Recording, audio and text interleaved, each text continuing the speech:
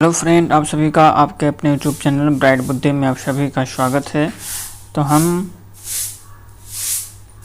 घटनाचक्र पूर्व अवलोकन पढ़ रहे थे, जिसमें से आज टॉपिक है संसद और लोकसभा से संबंधित क्वेश्चन है। वीडियो अच्छा लगे तो लाइक कमेंट शेयर जरूर कीजिए अपने हित में दोस्तों के साथ, और जो पहली बार देख रहे हैं चैनल को जरूर सब्सक्राइब करके बेल घंटी दबा लें।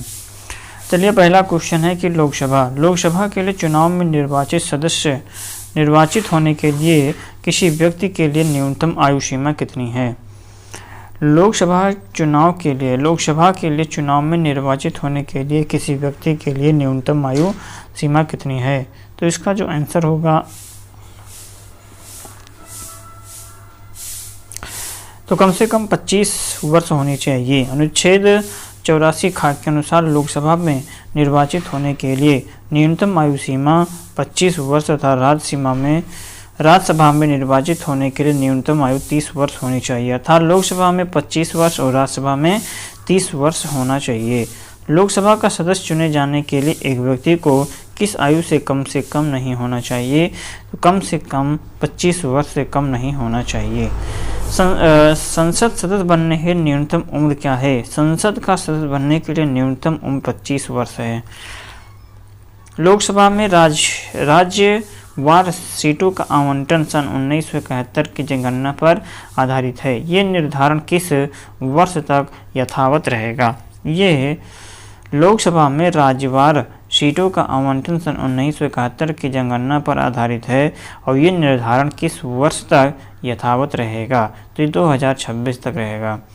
संविधान के 84वें संविधान संशोधन 2000 के द्वारा अनुच्छेद 81(3) के पर अंतोक संशोधन करके 2000 के स्थान पर लोकसभा में राज्यवार सीटों के आवंटन की निर्धारण वर्ष 2026 तक संशोधित किया गया। अब तक के लोकसभा में स्थान निर्धारण के लिए 1971 की जनगणना आधार होगी।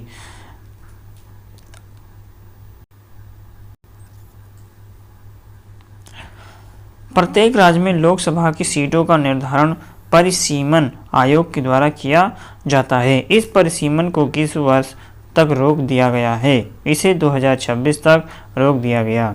वर्तमान लोकसभा में प्रत्येक राज्य के लिए स्थानों का आवंटन आधारित है। तो ये 1971 के जनगणना पर वर्तमान लोकसभा में प्रत्येक राज्य के लिए स्थानों का आवंटन आधारित है 1971 की जनगणना पर। वर्तमान लोकसभा में प्रत्येक राज्य के लिए स्थानों का आवंटन 1971 की जनगणना पर आधारित है। लोकसभा में आंग्ल भारतीय समुदाय के सदस्य मनोनीत करने की शक्ति किसके पास है। लोकसभा में आंग्ल भारतीय समुदाय से सदस्य मनोनीत करने की शक्ति किसके पास है। अर्थात भारत के राष्ट्रपति के पास है। प्रश्नकाल में अनुच्छेद 331 के अनुसार लोकसभा में आंग्ल भारतीय समुदाय में सदस्यों को मनोनीत करने की शक्ति राष्ट्रपति के पास थी। राष्ट्रपति अधिकतम 2 सदस्यों को नामित कर सकता था, और 104वें संविधान संशोधन अधिनियम 2019 के द्वारा अनुच्छेद 334 में संशोधित करके लोकसभा एवं राज्यसभा विधान सभाओं में अनुसूचित जातियों और अनुसूचित जनजातियों के लिए आरक्षण की अवधि को 70 वर्ष से बढ़ा करके 80 वर्ष किया गया। परंतु आंग्ल भारतीय सदस्यों के मनोनयन की व्यवस्था को निष्प्रभावित कर दिया गया है। लोकसभा को उसके कार्यकाल की समाप्ति के पूर्व ही भंग किया जा सकता है। ये ऑप्शन सी सही है। राष्ट्रपति के द्वारा मंत्रिपरिषद की सलाह पर लोकसभा को उसके कार्यकाल की समाप्ति के पूर्व ही भंग किया जा सकता है। अनुच्छेद 85(2) ख के अनुसार लोकसभा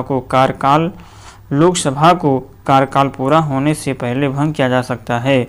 ऐसा प्रधानमंत्री की सिफारिश पर राष्ट्रपति के द्वारा किया जा सकता है। हालांकि यदि मंत्रिपरिषद ने लोकसभा में बहुमत खो दिया है, तो ऐसी मंत्रिपरिषद की सलाह पर लोकसभा को समय पूर्व भंग करने की बजाय राष्ट्रपति नई सरकार बना सकने की संभावना के संदर्भ में स्वविवेक का प्रयोग भी कर सकता है।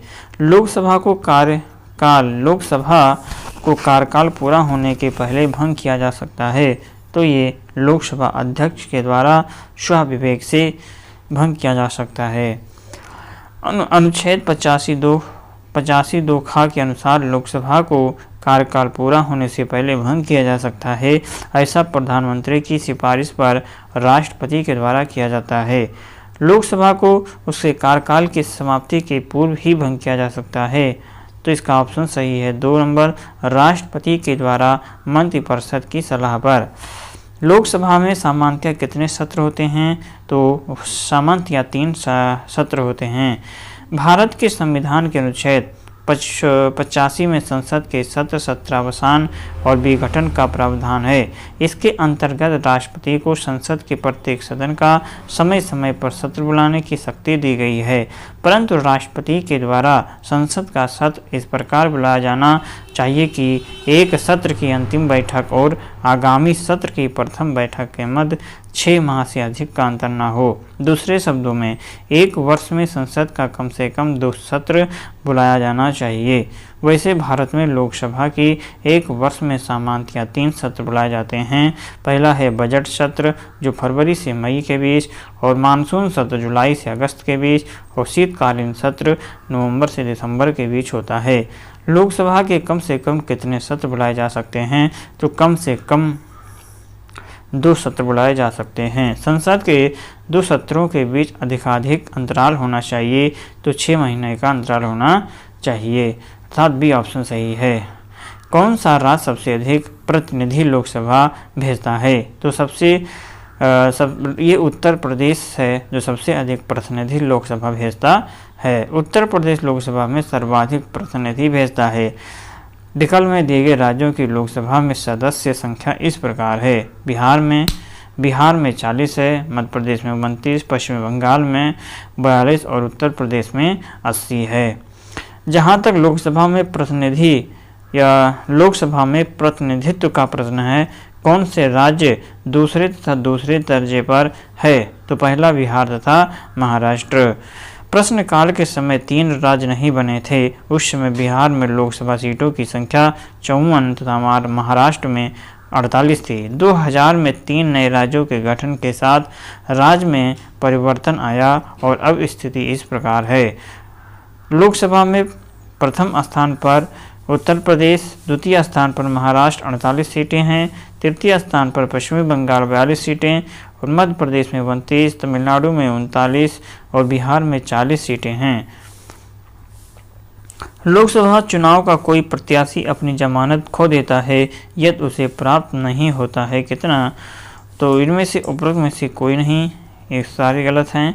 लोकसभा चुनाव में यदि कोई प्रत्याशी वैध मतों का 1/6 भाग प्राप्त नहीं कर पाता है, वैध मतों का 1/6 भाग प्राप्त नहीं कर पाता है, तब उस उम्मीदवार की जमानत राशि जब्त हो जाती है, अर्थात वो अपनी जमानत खो बैठता है। लोकसभा का पहला आम चुनाव कब हुआ था?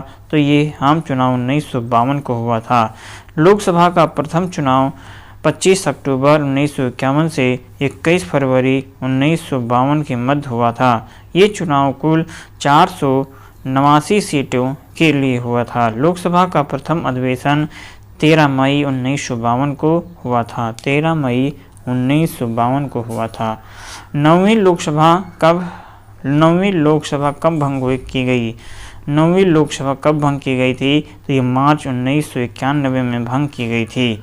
नौवीं लोकसभा का गठन 2 दिसंबर 1989 को हुआ था और ये 13 मार्च 1991 को भंग की गई थी। 19 नंबर क्वेश्चन है कि भारत में 12वीं लोकसभा के लिए निर्वाचन हुए थे, कौन? तो ये भारत में 12वीं लोकसभा के निर्वाचन हुए थे, कब हुआ था? तो ये फरवरी 1998 को हुआ था। 12 फरवरी 12वीं लोकसभा के लिए निर्वाचन फरवरी 1998 में हुए थे और 12वीं लोकसभा का गठन 10 मार्च 1998 को हुआ था और उसका विघटन 26 अप्रैल 1919 को हुआ। लोकसभा का नेता कौन है? लोकसभा का जो नेता होता है वो राष्ट्रपति, अर्थात पहला ऑप्शन ही सही है। यदि अनुच्छेद 75 वन के अनुसार राष्ट्रपति लोकसभा में बहुमत दल के नेता को प्रधानमंत्री पद पर नियुक्त करता है, किसी भी सदन का नेता उस सदन का सदस्य ही होता है। यदि प्रधानमंत्री लोकसभा का सदस्य नहीं होता है तो लोकसभा में सदन का नेता किसी वरिष्ठ मंत्री को बनाया जाता है। लोकसभा का सदस्य हो, लोकसभा के स्पीकर का निर्वाचन होता है। लोकसभा के स्पीकर का निर्वाचन होता है तो लोकसभा के सभी सदस्यों के द्वारा होता है। लोकसभा के स्पीकर का निर्वाचन लोकसभा के सभी सदस्यों के द्वारा किया जाता है और वर्तमान में लोकसभा अध्यक्ष जो हैं वो ओम बिरला हैं। कौन? ओम बिरला। लोकसभा के वर्तमान उपाध्यक्ष कौन हैं? तो इनमें से कोई नहीं, अर्थात 1999 में लोकसभा के उपाध्यक्ष PM सही थे। वर्तमान में वो पद रिक्त है। 23 नंबर क्वेश्चन है कि धन विधेयक पेश किया जा सकता है तो केवल लोकसभा में पेश किया जा सकता है। धन विधेयक लोकसभा में पेश किया जा सकता है, केवल कहाँ पे? धन विधेयक पेश किया जा सकता है केवल लोकसभा में। भारत के संसद का व्यय किसके द्वारा नियंत्रित किया जाता है?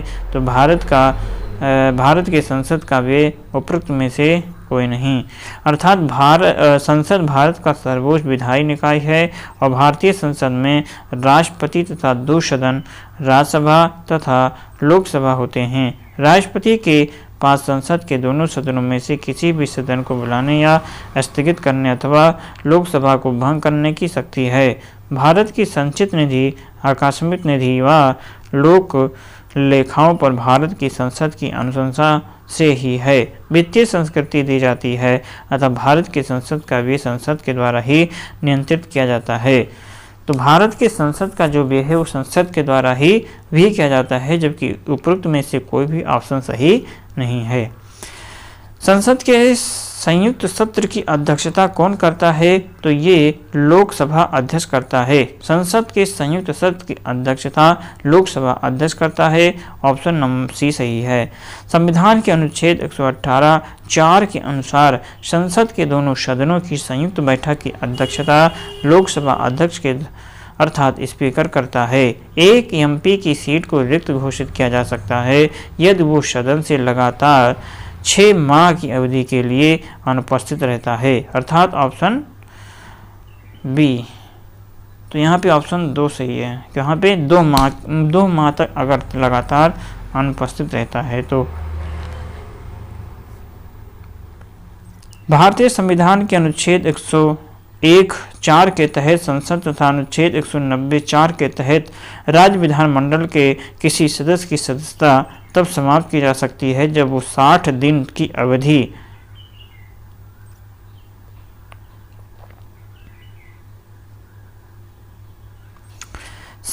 की अवधि तक सदन की अनुज्ञा के बिना उसके सभी अधिवेशनों से अनुपस्थित रहता है, परंतु इस अवधि में सदन के सत्रावसान या निरंतर 4 से अधिक दिनों के लिए स्थगन समय नहीं जोड़ा जाएगा, अर्थात इनमें से ऑप्शन बी सही होगा।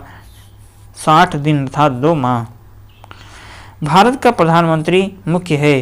भारत का प्रधानमंत्री केंद्र सरकार का मुख्य है। अनुच्छेद 74(1) के अनुसार राष्ट्रपति को सहायता और सलाह देने के लिए मंत्रिपरिषद होगी जिसका प्रधान प्रधानमंत्री होगा। हमारा संविधान मंत्रिमंडलीय प्रणाली को मान्यता देता है और इस प्रकार भारत का प्रधानमंत्री केंद्रीय सरकार का प्रमुख होता है। प्रमुखता ये लोकसभा में बहुमत वाले दल का नेता होते हैं, परंतु 78 के अनुसार ये प्रधानमंत्री का कर्तव्य है कि मंत्रिपरिषद के सभी विनिश्चयों को राष्ट्रपति को सूचित करें और जो जानकारी राष्ट्रपति मांगें वो दें। राज्यसभा में होते हैं तो राज्यसभा में कितने सदस्य होते हैं और या इनमें कितने सीटें होती हैं? तो राज्यसभा में 250 सदस्य जिनमें से 12 सदस्य भारत के राष्ट्रपति के द्वारा मनोनीत किए जाते हैं। ऑप्शन सी सही है। संविधान के अनुच्छेद 80(1) के उपखंड खा एवं का और खा में कहा गया है कि राज्यों के और संघ राज्य क्षेत्रों के 238 से अनधिक प्रतिनिधियों का तथा राष्ट्रपति का द्वारा नाम निर्देशित राष्ट्रपति के द्वारा निर्देशित किए जाने वाले 12 सदस्यों से मिलकर के राज्यसभा बनेगी। राज्यसभा में प्रतिनिधित्व में शामिल हैं, तो राज्यसभा में प्रतिनिधित्व में शामिल हैं उपरोक्त में से कोई नहीं। हमारे संविधान के अनुसार राज्यसभा का कार्यकाल होता है, तो हमारे संविधान के अनुसार राज्यसभा का जो कार्यकाल होता है समाप्त होने का विषय नहीं है। मतलब कि राज्यसभा का कार्यकाल समाप्त होने का विषय नहीं है, जबकि इनके सदस्यों का समाप्त होने का विषय है। अर्थात ये है सदस्यों का कार्यकाल 6 वर्ष तक होता है। अर्थात अनुच्छेद 83(1) के अनुसार राज्यसभा का विघटन नहीं होगा। अर्थात यह एक अस्थायी सदन है। क्या है? एक अस्थायी सदन है। इसके 1/3 सदस्य प्रत्येक 2 वर्ष की समाप्ति पर निवृत्त हो जाते हैं। इस प्रकार राज्यसभा के सदस्यों का कार्यकाल 6 वर्ष होती है। निम्नलिखित कथनों में से कौन सा कथन सही नहीं है? इसमें से बी ऑप्शन है, धन विधेयक की शुरुआत राज्यसभा में होती है। ये ऑप्शन क्या है? गलत है। धन संपत्ति के मामले में राज्यसभा शक्तिहीन है, ये सही है। और लोकसभा के द्वारा पारित किए जाने के बाद राज्यसभा को 14 दिन के भीतर विधेयकों को पारित करना होता है, तो सी नंबर भी सही है। राज्यसभा किसी धन विधेयक को पारित कर सकती है अथवा कतिपय सिफारिश के साथ उसे लोकसभा को लौटा सकती है, तो ये भी सही है। ऑप्शन इसमें से बी ऑप्शन जो है यही गलत है। तो इसमें यही पूछा था कि कौन सा सही नहीं है, अर्थात बी ऑप्शन सही नहीं है। अनुच्छेद 109(1) के अनुसार धन विधेयक राज्यसभा में पूर्व स्थापित नहीं किया जाएगा। साथ ही अनुच्छेद 109(2) में कहा गया है कि राज्यसभा को धन विधेयक 14 दिन की अवधि में पारित करना होगा। साथ ही राज्यसभा सिफारिश सहित विधेयक लोकसभा के 14 दिन में वापस करेगी। इससे ज्ञात होता है कि राज्यसभा धन संबंधी मामलों में शक्तिहीन है। संविधान में मंत्रिमंडल शब्द का एक ही बार प्रयोग हुआ और वो है, संविधान में मंत्रिमंडल शब्द का एक ही प्रयोग हुआ है और वो है अनुच्छेद 352। संविधान में मंत्रिमंडल शब्द का प्रयोग केवल एक ही बार अनुच्छेद 352 के खंड 3 में किया गया है। इसके अनुसार राष्ट्रपति आपातकाल की घोषणा तभी कर सकेगा जब मंत्रिमंडल उसे लिखित रूप से सूचित करेगा। राज्यसभा में राज्यों को प्रतिनिधित्व निम्नलिखित में से किस आधार पर दिया जाता है? तो ये किस आधार पर दिया जाता है? उनकी जनसंख्या के अनुपात के स्थान के आधार पर। राज्यसभा में राज्यों को प्रतिनिधित्व उनकी जनसंख्या के अनुपात में दिया गया है। इस प्रकार किस राज्य से राज्यसभा में कितनी सीटें होंगी, इसका निर्धारण संविधान की 4वीं अनुसूची में कर दिया गया। राज्यसभा के सदस्य चुने जाते हैं 6 वर्ष के लिए चुने जाते हैं। राज्यसभा का विघटन नहीं होता, अर्थात यह एक अस्थायी सदन है और इसके 1/3 सदस्य प्रत्येक 2 वर्ष की समाप्ति पर सेवानिवृत्त हो जाते हैं। राज्यसभा के सदस्यों का कार्यकाल 6 वर्ष का होता है। 83(1) के अनुसार राज्यसभा को अस्थायी सदन कहते हैं क्योंकि इसे विघटित नहीं किया जा सकता, इसीलिए इसे अस्थायी सदन कहा जाता है। राज्यसभा को भंग करने का अधिकार किसे प्राप्त है? तो राज्यसभा को भंग करने का अधिकार उपराष्ट्रपति को प्राप्त है। राज्यसभा एक अस्थायी सदन है, अतः इसे भंग नहीं किया जा सकता, अतः विकल्प में दिए गए किसी भी अधिकारी के द्वारा इसे भंग नहीं किया जा सकता है। तो राज्यसभा को भंग करने का अधिकार किसे है? उपरोक्त में से कोई नहीं, अर्थात इसमें से डी ऑप्शन सही होगा। क्या है? डी ऑप्शन सही होगा। अगला क्वेश्चन है कि राजनीतिक शब्दावली में शून्य काल का क्या अर्थ होता है? तो शून्य काल का अर्थ क्या होता है? वो दिन जब संसद में कोई कार्य नहीं होता, निलंबित प्रस्ताव, स्थगन काल या प्रश्नोत्तर का प्रश्न। प्रश्नकाल और सभा पटल पर पत्र रखे जाने के तत्काल पश्चात तथा किसी सूचीबद्ध कार्य को सभा के द्वारा शुरू करने से पहले के समय का लोकप्रिय नाम शून्यकाल है। तो प्रश्नकाल और सभा पटल पर पत्र रखे जाने के तत्काल पश्चात तथा किसी सूचीबद्ध कार्य को सभा के द्वारा शुरू करने से पहले के समय का लोकप्रिय नाम शून्यकाल है। जो कि ये मध्याह्न 12 बजे शुरू होता है और इस अवधि को शिष्ट भाषा में शून्यकाल कहते हैं। लोकसभा में कथित शून्यकाल में मामले उठाने के लिए सदस्य प्रतिदिन पूर्व 10 बजे से पूर्व जिस महत्वपूर्ण विषय को सभा में उठाना चाहते हैं उसके बारे में स्पष्टता बताते हुए अध्यक्ष को सूचना देते हैं। सभा में ऐसे मामलों को उठाने या न उठाने की अनुमति देना अध्यक्ष पर निर्भर करता है। संसदीय प्रक्रिया में शून्य काल शब्द की औपचारिक मान्यता प्राप्त नहीं है, अतः दिए गए प्रश्न में कोई सा विकल्प सही नहीं है। संसद के दोनों सदनों का संयुक्त अधिवेशन आयोजित होता है, तो कहाँ पर आयोजित होता है? इसका डी ऑप्शन केवल चौथा ही सही है। संसद के दोनों सदनों का संयुक्त अधिवेशन आयोजित होता है एक ऐसे विधेयक पर विचार करने और उसे पारित करने के लिए जिस पर दोनों सदनों में मतभेद हों। थर्ड डी ऑप्शन सही है। संविधान के अनुच्छेद 108 के अनुसार संसद के दोनों सदनों का संयुक्त अधिवेशन तब आयोजित होगा जब किसी विधेयक पर विचार करने और उसे पारित करने में दोनों सदनों में मतभेद हो। राष्ट्रपति क्रमशः कितने सदस्य लोकसभा व राज्यसभा के लिए मनोनीत कर सकता है? तो ये राष्ट्रपति क्रमशः कितने सदस्य लोकसभा व राज्यसभा के लिए मनोनीत कर सकता है? तो राज्यसभा के लिए वो 12 सीट और लोकसभा के लिए वह 2 सीट को मनोनीत कर सकता है, अर्थात इसमें ऑप्शन नंबर बी सही होगा। संविधान के अनुसार जो है ये संविधान के अनुच्छेद 80 के तहत राष्ट्रपति साहित्य, विज्ञान, कला तथा समाज सेवा के संबंध में विशेष ज्ञान या व्यवहारिक अनुभव रखने वाले 12 व्यक्तियों को राज्यसभा की सदस्यता के लिए नामांकित कर सकता है। संविधान के अनुच्छेद 331 में प्रावधानित है कि यदि राष्ट्रपति की यह राय है कि लोकसभा में आंग्ल भारतीय समुदाय का प्रतिनिधित्व नहीं है तो वो लोकसभा में उस समुदाय के 2 ऐसे अनाधिक सदस्य नामित कर सकेगा। इस प्रकार प्रश्नकाल के संदर्भ में इस प्रश्न का अभीष्ट उत्तर विकल्प बी था। तथापि संविधान 104वां संविधान अधिनियम 2019 के अनुसार या 2019 अधिसूचित होकर के प्रभावी होने 25 जनवरी 2020 के पश्चात अब अनुच्छेद 331 निष्प्रभावी हो गया है तथा अब राष्ट्रपति केवल राज्यसभा के लिए 12 सदस्यों को नामांकित कर सकता है।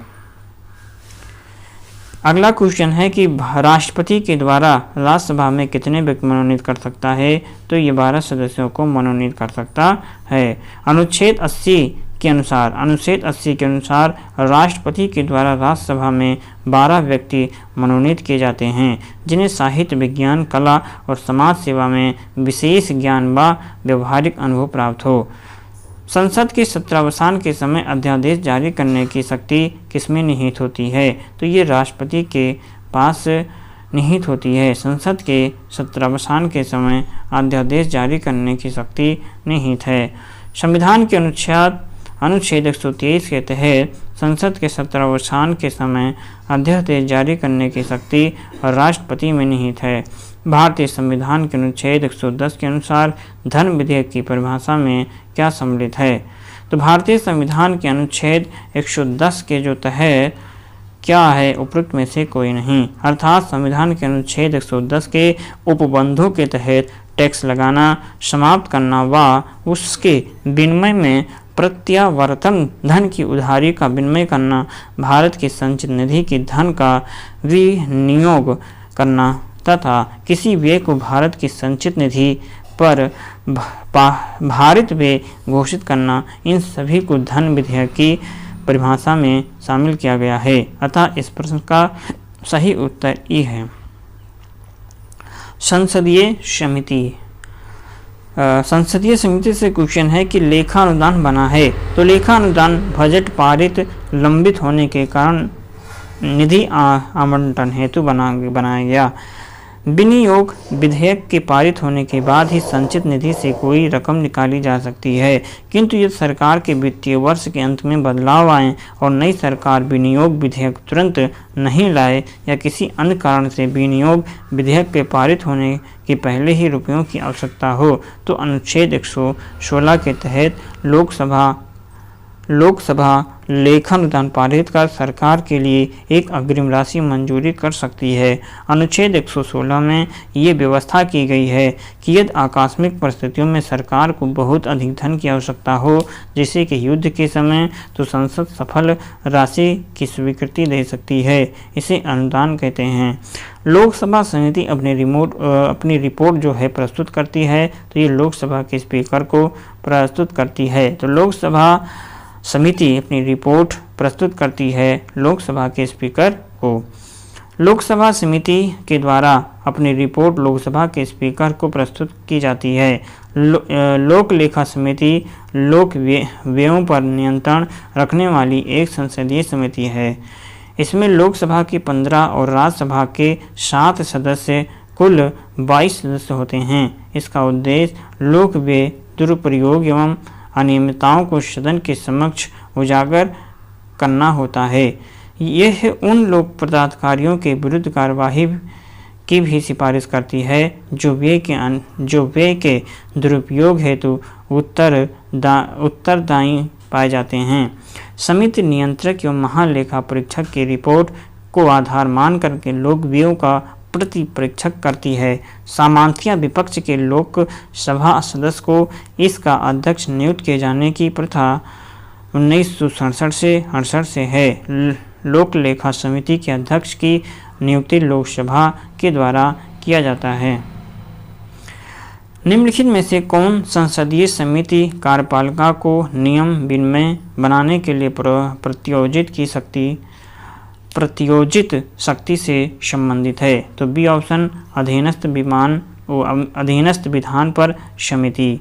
अधीनस्थ विधान पर समिति कार्यपालिका को नियम विनिमय बनाने के लिए प्रतियोजित शक्ति से संबंधित है। इस संसदीय समिति का कार्य ये जांच करना है कि क्या संविधान के द्वारा प्रदत्त या संसद के द्वारा प्रतियोजन के माध्यम से नियम विनिमय, उपनियम, योजना या अन्य वैधानिक साधन बनाने के लिए प्रदान की गई शक्तियों का कार्यपालिका के द्वारा उचित रूप से प्रयोग किया जा रहा है अथवा नहीं। संसद के दोनों सदनों की अपनी अपनी अधीनस्थ विधान पर समिति होती है, जिसमें संबंधित सदन में से 15 सदस्य यथा स्थिति अध्यक्ष सभापति के द्वारा नामित किए जाते हैं। कटौती प्रस्ताव का उद्देश्य क्या होता है? तो सी ऑप्शन इसमें से सही है। बजट प्रस्तावों के खर्च में कमी का प्रस्ताव प्रस्तुत करना। कटौती प्रस्ताव का उद्देश्य बजट प्रस्ताव के खर्च में कमी का प्रस्ताव प्रस्तुत करना। ऑप्शन सी सही है। बजट की अनुदान मांगों में संशोधन हेतु लोकसभा या राज्यसभा बजट की अनुदान मांगों में संशोधन हेतु लोकसभा या राज्य की विधानसभा में प्रस्तुत किए जाने वाला प्रस्ताव कटौती प्रस्ताव कहलाता है। इसके तहत सरकार के द्वारा प्रस्तुत अनुदान मांगों को अनुचित बताते हुए उसमें कमी का प्रस्ताव लाया जाता है। संसदीय अधिनियम। आज़ादी के बाद भाषा के आधार पर भारत के राज्यों का पुनर्गठन किस वर्ष में हुआ था? आज़ादी के बाद भाषा के आधार पर भारत के राज्यों का पुनर्गठन किस वर्ष में हुआ था? तो ये 1956 में हुआ था। आज़ादी के बाद भारत में राज्य पुनर्गठन अधिनियम 1956 पारित किया गया, जिसमें भाषा के आधार पर राज्यों के पुनर्गठन का प्रावधान किया गया था। दूसरा क्वेश्चन है कि लोकसभा चुनाव का कोई प्रत्याशी अपनी जमानत खो देता है यदि उसे प्राप्त ना होता है।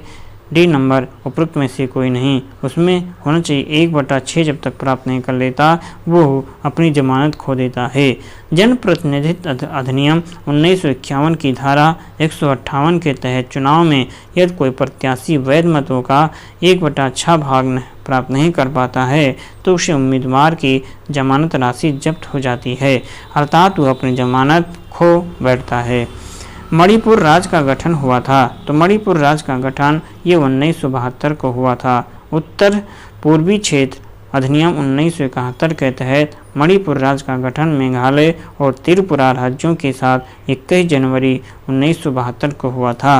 अर्थात मेघालय और त्रिपुरा राज्यों के साथ 21 जनवरी 1972 को हुआ था। भारत में जिला स्तर पर उपभोक्ता विभाग निवारण के संदर्भ में निम्नलिखित में से कौन सा कथन सही नहीं है, अर्थात उपरोक्त में से कोई भी सही नहीं है।